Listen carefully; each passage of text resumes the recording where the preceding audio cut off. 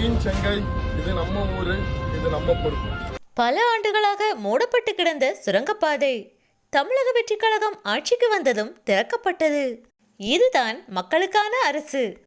தலைவர் விஜய் அவர்கள் தமிழ்நாட்டின் முதல்வராக பதவியேற்றதிலிருந்து மக்களை மனதில் வைத்து பல திட்டங்களை நடைமுறைப்படுத்தி வருகிறார்.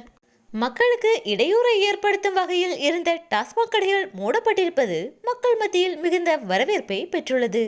இந்நிலையில் தற்போது பல ஆண்டுகளாக மூடப்பட்டு கிடந்த சுரங்கப்பாதையானது திறக்கப்பட்டுள்ளது. தாம்பரம் கிழக்கு ரயில்வே சுரங்கப்பாதையானது பல ஆண்டுகளாக மூடப்பட்டு பழுதடைந்து காணப்பட்டது. தேர்தலில் தான் வெற்றி பெற்றால் உறுதியாக இந்த சுரங்கப்பாதை திறந்து மக்களுக்காக பயன்படுத்தப்படும் என உறுதியளித்திருந்தார் அமைச்சர் சரத்குமார்.